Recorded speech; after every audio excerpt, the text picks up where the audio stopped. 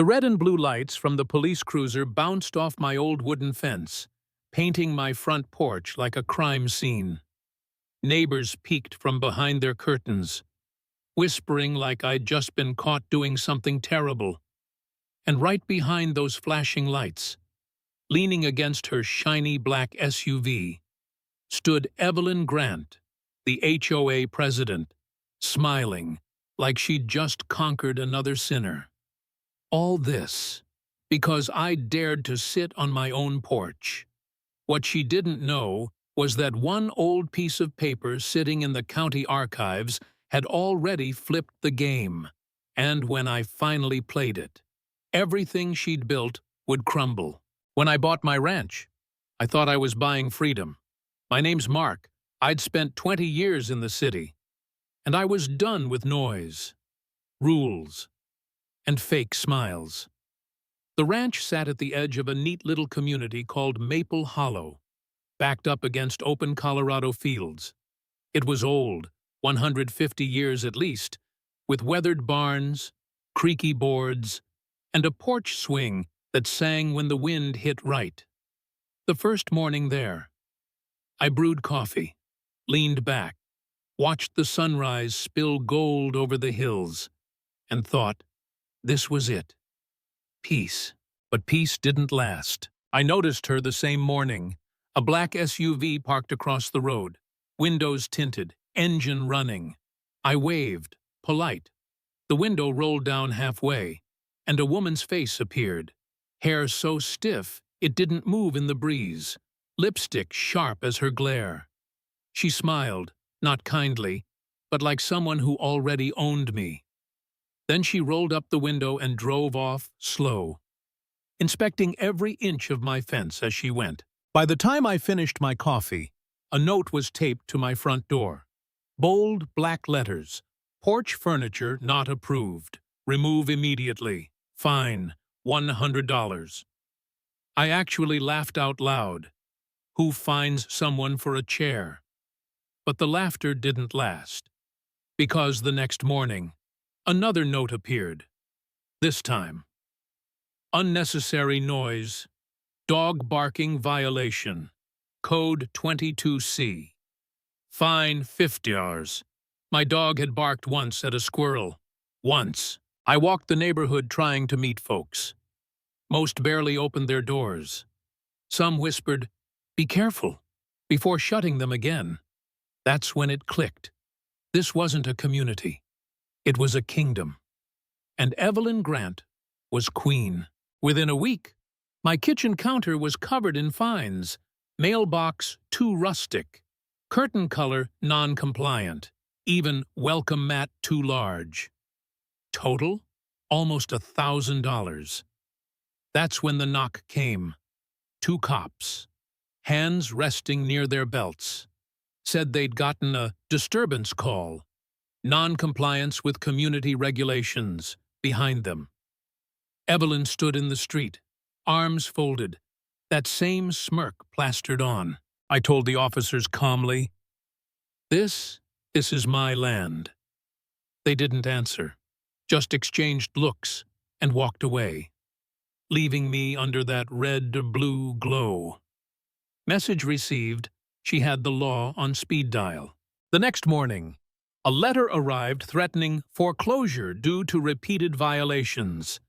I sat on that same rocking chair they hated so much, my dog's head resting on my boot, and thought, maybe they picked the wrong man this time. Because if there's one thing ranch life teaches you, it's how to stand your ground. So I started digging, literally. First in my shed, through old boxes left behind. Then at the county clerk's office, flipping through dusty binders and yellowed deeds. And that's where I found it. The original land covenant, handwritten, dated more than a century ago. It said my property predated the subdivision entirely, meaning the HOA had no authority over me. None. And even better, my land held weighted voting rights, enough to overrule their entire board if I wanted. I sat there staring at that paper, hands shaking, realizing I'd just found a legal bombshell. But I didn't show my hand yet. I went home, poured a drink, sat on the porch, and smiled when her SUV rolled by again. Let her think she was winning. The following weeks were a chess game. Notes escalated to threats. Threats to warnings of legal seizure. One night, I found a letter slipped under my door that read, "Final notice." My dog barked at something outside. When I looked, two silhouettes stood near my fence before disappearing into the dark. Evelyn's SUV idled at the corner the next morning like nothing happened. She wanted me scared, rattled, but fear cuts both ways. Then came the night I almost broke. I'd hosted a small cookout, just me and an old buddy from Denver. Burgers on the grill, quiet music, laughter. And once again, those same flashing lights crawled up my driveway. "Noise complaint," they said. My buddy went pale. The music wasn't even loud. The crickets were louder. I asked, "Did the HOA call again?" They didn't answer. Didn't have to. When they left, I sat in the dark, angry but exhausted. I remember thinking, maybe I should just sell.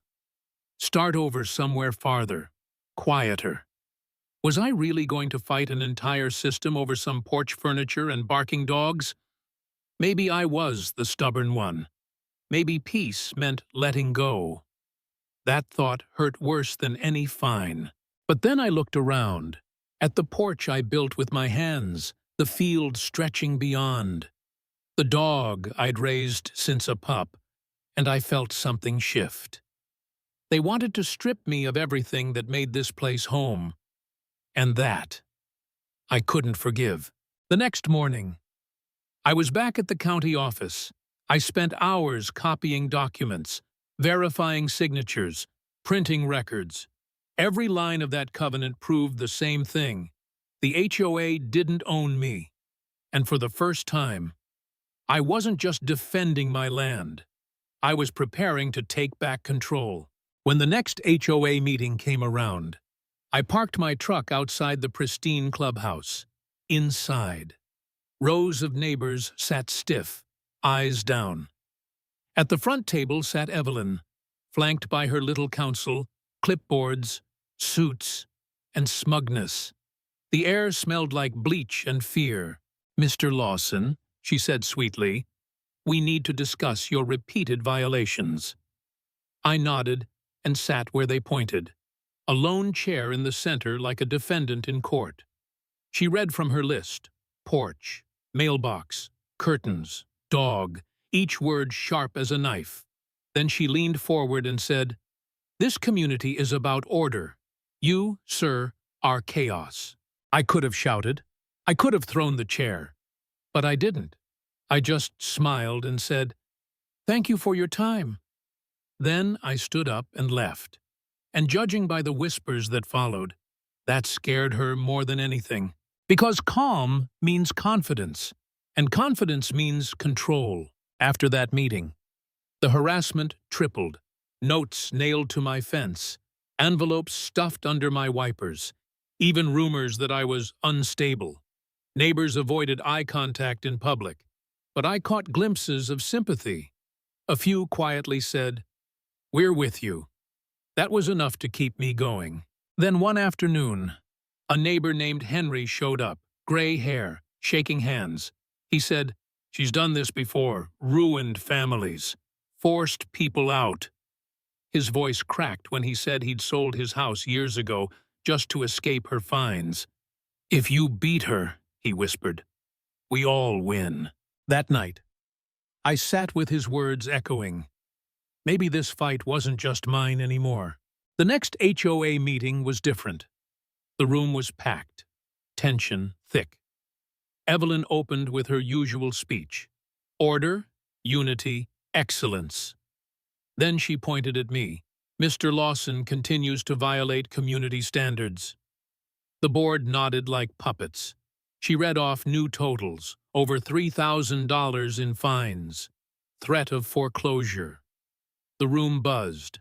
uneasy. I stood up slowly, reached into my jacket, and pulled out the deed. "Before we continue," I said, "I think everyone should see this." I placed the yellowed document on the table. Evelyn laughed. "An old piece of paper? That means nothing." But her laugh cracked when I added, "It's from the county records, the original covenant. My land was exempt before this HOA ever existed." Gasps rippled through the room. I laid out copies, maps, amendments, legal seals. "And these show that my property's voting rights outweigh yours." A man in the back asked, "Is that true?" One of her board members leaned over, whispering urgently. Evelyn's smile vanished. She slammed her gavel. "Meeting adjourned." But someone shouted, "Let's vote!" And suddenly, the whole room was alive. People whispering, nodding, clapping. Years of fear breaking loose. Evelyn tried shouting them down, but her voice was drowned in the noise. That night, I walked out of the clubhouse feeling the shift. Her SUV sat under a streetlight, engine idling. She glared at me through the windshield. No smile this time, just raw hatred. I knew she wasn't finished. People like her don't stop when they lose power. They claw at it. Sure enough. The next morning, my fence was slashed. Wood splintered like someone had taken an axe to it. A thick envelope arrived in the mail, a lawsuit. "Community disruption," it claimed. I laughed, bitterly. She's suing me for existing. For a second, I felt that pressure again, the weight of her world pressing down. But then neighbors started coming by. A young couple showed me their stack of fines. A single mom told me she'd been harassed for letting her kids' toys sit in the yard. They all said the same thing. We're done being afraid. So we gathered everything, letters, fines, police reports, and built a case together. The next meeting was chaos before it even started. Evelyn's face was red with fury as she shouted over the crowd, "This man is destroying us!" But this time, the crowd shouted back, "Why did you fine us for flowers? Why call cops for nothing?" The room trembled with anger. I stepped forward, laid the mountain of papers on her table, and said, "This isn't order, it's control, and it ends tonight." Evelyn's hand shook on the gavel. "You have no authority here," she screamed, but her voice broke halfway. Someone shouted again. "Then let's vote." This time, it happened. Hands went up, one by one. Then, all at once, the HOA was dissolved on the spot. Evelyn stood frozen as her power vanished. The gavel slipped from her hand and hit the floor, a sound I'll never forget. For years, she ruled with fear, and in a single night, it all fell silent. She whispered, "You'll regret this," before storming out, but nobody followed. Not this time. I walked back to my truck under a sky full of stars, the deed folded neatly in my pocket. For the first time since moving here, the air felt light. My porch was waiting, my dog wagging his tail, and silence, real silence, filled the land. That night, I sat rocking slow, coffee in hand, watching the dark fields stretch forever. Evelyn was gone, but her shadow still lingered somewhere out there.